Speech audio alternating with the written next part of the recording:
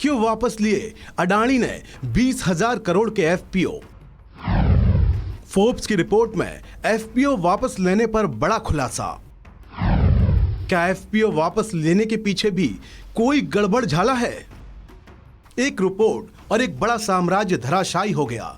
Adani group, जो कल तक दुनिया में मशहूर था अपनी दौलत को लेकर, वो ताश के पत्तों की तरह गिर रहा है।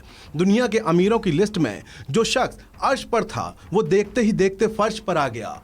अमेरिकी रिसर्च कंपनी हिंडनबर्ग की एक रिपोर्ट ने दुनिया के सबसे पावरफुल चेहरों में से एक गौतम अडानी को हिलाकर रख दिया। रिपोर्ट खुली तो सामने आया कि इतने बड़े साम्राज्य की नींव खोखली है। यह लूट का सिलसिला लगातार सालों से जारी है। आम आदमी को लूटा जा रहा है। अब अचानक अडानी ग्रुप के एक फैसले ने सबको हिलाकर रख दिया। 20,000 करोड़ के एफपीओ को वापस लेने के फैसले से शेयर धारकों में हड़कंप मच गया।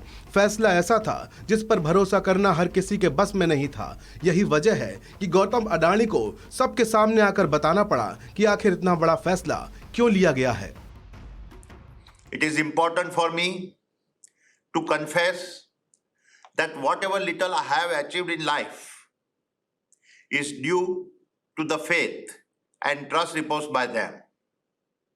I owe all my success to them. For me, the interest of my investor is paramount and everything is secondary. Hence, to insulate the investors from potential losses, we have withdrawn the FPO. फैसला बड़ा था, हालात नाजुक थे, मौके की गंभीरता को गौतम अडानी भांप रहे थे।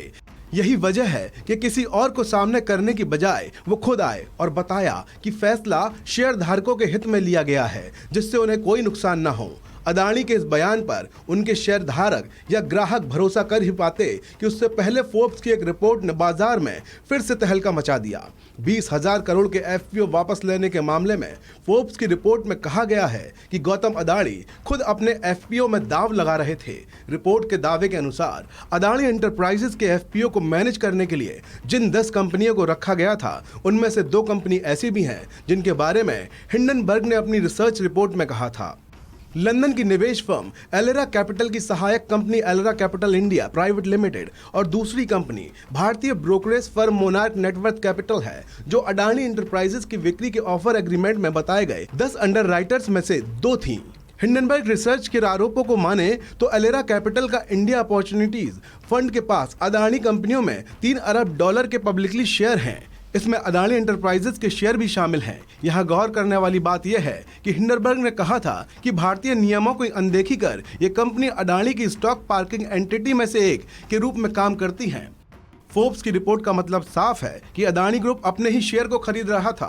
फोर्ब्स की रिपोर्ट आई जिसमें दावा किया गया कि अडानी ग्रुप पर्दे के पीछे से एफपीओ को खरीदने में लगी थी।